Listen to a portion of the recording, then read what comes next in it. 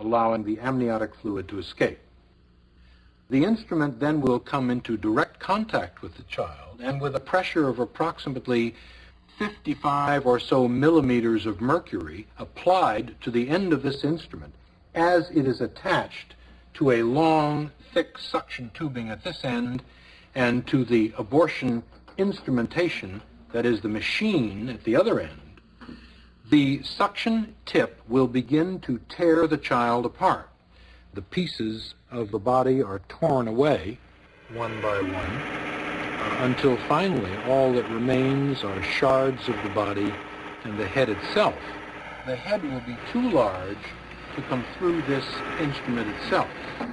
This will necessitate the introduction of this instrument, called a polyp forceps, into the uterus through the already dilated cervix, and the abortionist will then attempt to grasp the free-floating head of the child in the uterus between the rings of this instrument. The head is then crushed, the contents of the head removed, and finally the bones of the head. And the abortion is then effectively at an end.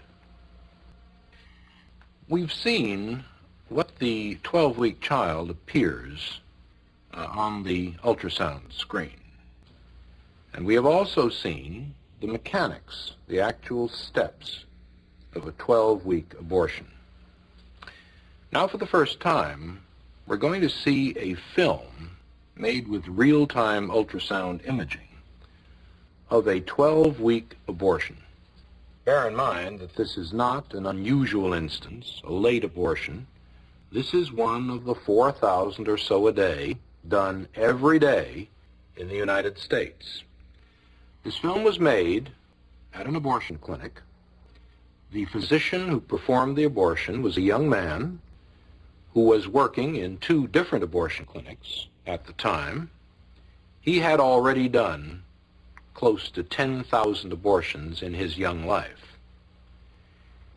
When he was asked to attend the editing session to view the film, he was so appalled at what he had done that he left the room momentarily, came back to finish the editing, but never again did another abortion.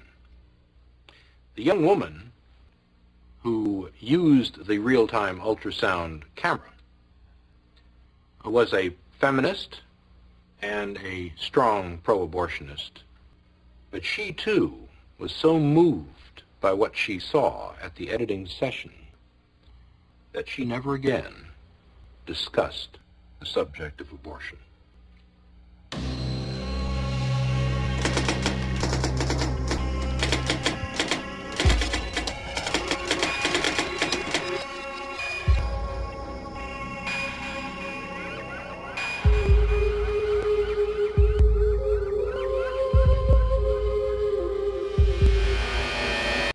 We are now looking at a sector scan of a real-time ultrasound imaging of a 12-week unborn child.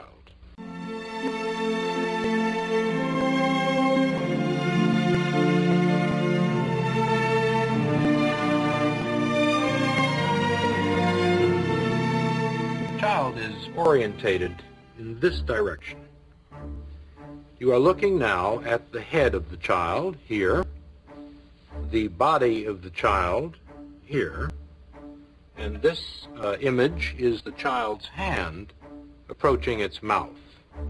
Looking a little more closely at the child, we can discern the eye, or the orbit of the eye, here, the nose of the child here, the mouth of the child here, and we can even look at the ventricle of the brain here.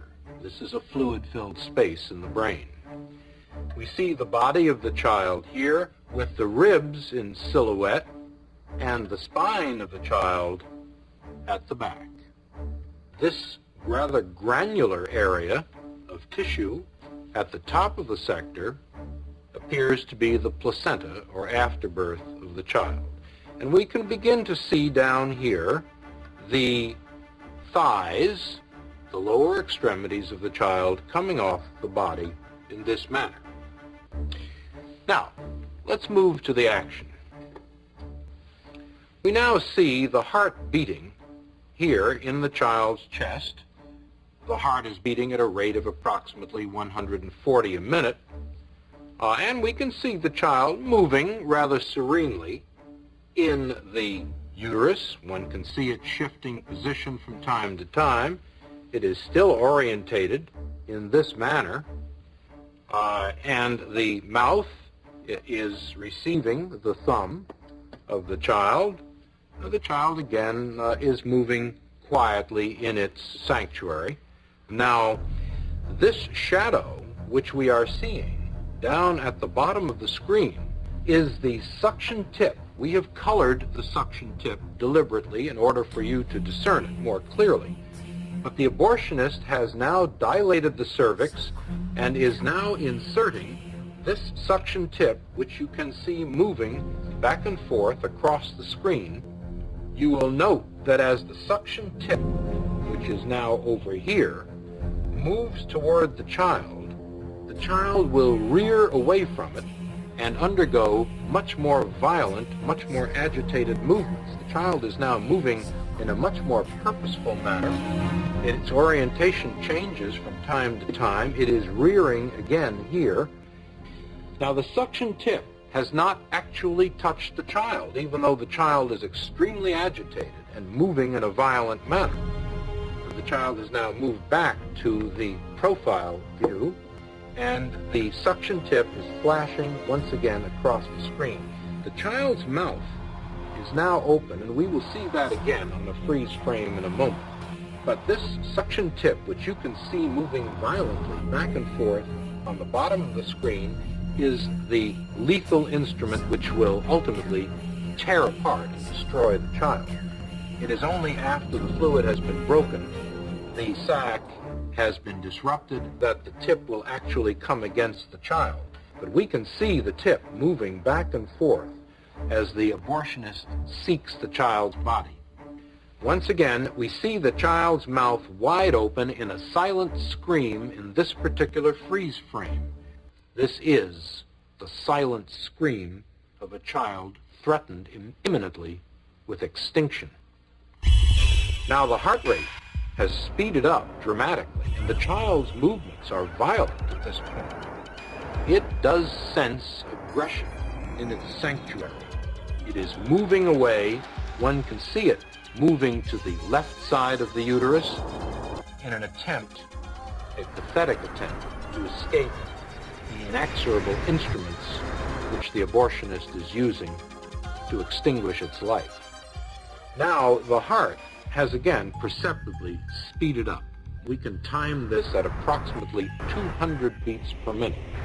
There is no question this child senses the most mortal danger imaginable. The membrane has now been punctured and the fluid has escaped.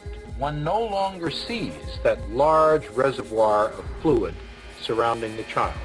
But once the fluid has been drained off, the suction tip has now been firmly clamped to the child's body, and the child is being pulled in a downward direction by the abortionist's suction tip with the negative pressure applied to it, and the body is now being torn systematically from the head of the child being in this direction here.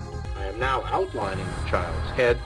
The lower extremities have already been lost, and we see the suction tip flashing from time to time in the screen as a typhoon-like series of echoes, and the child is being tugged back and forth as the suction tip has now been applied to the body, and the abortionist is exerting his traction on the child in this manner.